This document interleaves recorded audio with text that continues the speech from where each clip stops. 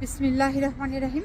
ভাই ও বোনেরা, যে যেখান থেকে আমাকে দেখছেন এবং শুনছেন, আপনাদের সবাইকে আমার সালাম, আসসালামু আলাইকুম। আশা করি আপনারা ভালো আছেন, আমিও ভালো আছি। UK property gossip by Tasmina YouTube চ্যানেলের পক্ষ থেকে জানাই শুভেচ্ছা। আজ 25শে মে, শনিবার 2024। এই মুহূর্তে লন্ডনের তাপমাত্রা আছে 20 ডিগ্রি সেলসিয়াস। দুপুরের কাজ মাত্রই শেষ করলাম, এখন বাসার দিকে ফিরে যাচ্ছি। তো ভাবলাম যেতে যেতে আপনাদের সাথে আজকে আরও একটি বিষয় নিয়ে কথা বলি, আপনাদের সাথে বিষয়টি শেয়ার করি। সেটি হচ্ছে যে আমরা জানি বাংলাদেশ থেকে প্রচুর পরিমাণে কেয়ারার ভিসাতে এই ইউকেতে অনেক ভাই বোনেরা এসেছেন। তো এখানে এই কেয়ার ভিসাতে এসে অনেকেই ভালো অবস্থায় আছেন, আবার অনেকেই ভালো অবস্থাতে নেই। তো ভালো অবস্থাতে নেই যারা, তাদের মধ্যে আমি জাস্ট একটি পরিবারের কথা আপনাদের সামনে তুলে ধরছি। এখন যে পরিবারের কথা বলবো, এই পরিবারে বোন এসেছেন কেয়ারার ভিসাতে, সাথে তার হাজব্যান্ডকে নিয়ে এসেছেন বাংলাদেশ থেকে তার ডিপেন্ডেন্ট হিসেবে। তো তারা উভয়েই এই দেশে ইউকেতে এসেছেন এবং লন্ডনেই একটা কেয়ার কোম্পানিতে কাজে এসেছেন 2023 সালের মে মাসের দিকে। তো আসার পর যেটা হলো যে ওই বোনটা কেয়ারার একটা, এটাকে কি বলে, ঠিক হোম কেয়ারার না, এটা হচ্ছে ওই কেয়ার সেন্টারে উনি কাজ পেলেন। ওনার কোম্পানির নাম হলো সম্ভবত গিলবার্ট কেয়ার কোম্পানি।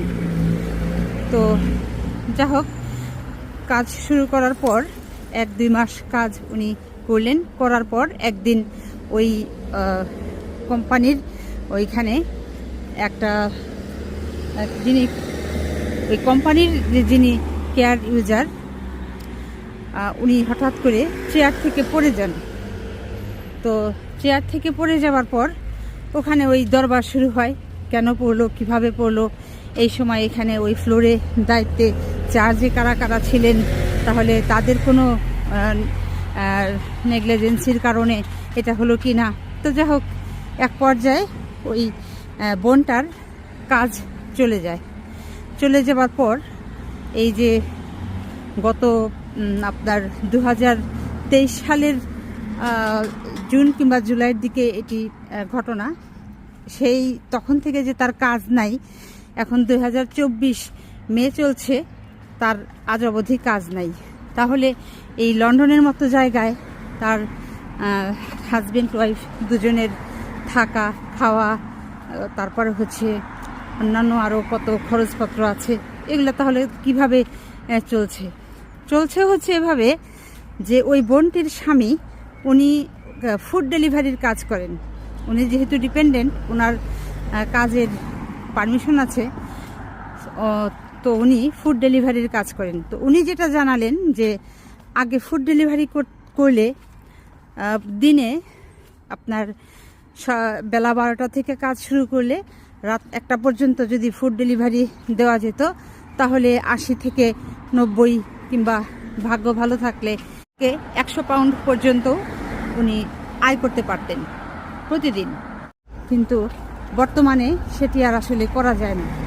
বর্তমানে মানুষের এই খাবারের চাহিদাও অনেকটা মনে হয় কমে গেছে, যে কারণে উনি যদি বেলা 12টা থেকে উনি কাজ শুরু করেন, রাত 12টা কিংবা 1টা পর্যন্ত যদি কাজ গিয়ে শেষ করেন, তাহলে সর্বোচ্চ উনি 50 পাউন্ড থেকে 60 পাউন্ড এরকম পান আর কি প্রতিদিন।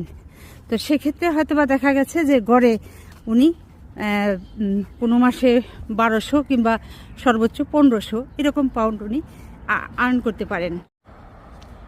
এই ভাই এবং বোন, তারা হাজব্যান্ড ওয়াইফ, ওনারা একটি বাসায় একটি রুম নিয়ে, একটি মানে সাবলেট নিয়ে থাকেন আর কি। তো এই সাবলেটের একটা রুমের ভাড়া হচ্ছে 800 পাউন্ড মাসে। তো উনি বললেন যে 800 পাউন্ড ভাড়া দিয়ে আবার দুজনের যাতায়াত খরচ আছে, তারপর হচ্ছে খাওয়া খরচ আছে, টুকটাক সব মিলিয়ে দেখা গেছে যে ওনাদের হাতে যা আয় আছে সব চলে যায়। আর এই পরিবার যখন এই কেয়ারার ভিসাতে বাংলাদেশ থেকে এই ইউকেতে এসেছিলেন, ওনাদের খরচ হয়েছিল ওই বিমানের টিকিট সহকারে 30 লক্ষ টাকা। তো উনি যেটা বললেন যে এই 30 লক্ষ টাকার 20 লক্ষ টাকা হচ্ছে আমাদের দোকান, তারপর হচ্ছে একটা বাড়ি, কিছু ধানি জমি, স্বর্ণ ইত্যাদি বিক্রি করে ওনারা ম্যানেজ করেছিলেন। আর বাকি 10 লক্ষ টাকা ওনারা ঋণ করে দেশে এসেছিলেন।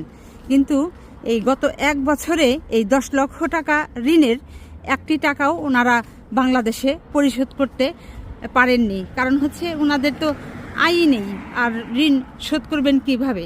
তো এইভাবে ওনাদের আসলে অনেক দুশ্চিন্তার মধ্যে দিন যাচ্ছে। তো যারা পরবর্তীতে এখন এই ইউকেতে কেয়ারার ভিসাতে আসতে চাচ্ছেন, খুব ভেবে চিনতে সিদ্ধান্ত নেবেন। এই ভিডিওটি করার উদ্দেশ্য হচ্ছে এই যে অনেকের মাথাতেই চিন্তা আছে, মনের মধ্যে আশা আকাঙ্ক্ষা আছে যে ইউকেতে যাব এই কেয়ারার ভিসাতে। আসলে এই মুহূর্তে এই কেয়ারার ভিসায় ইউকেতে আসাটা কতটা যুক্তিযুক্ত হবে, কতটা লাভজনক হবে, কতটা বাস্তবসম্মত হবে, সেটি আপনারা আসলে চিন্তা করবেন।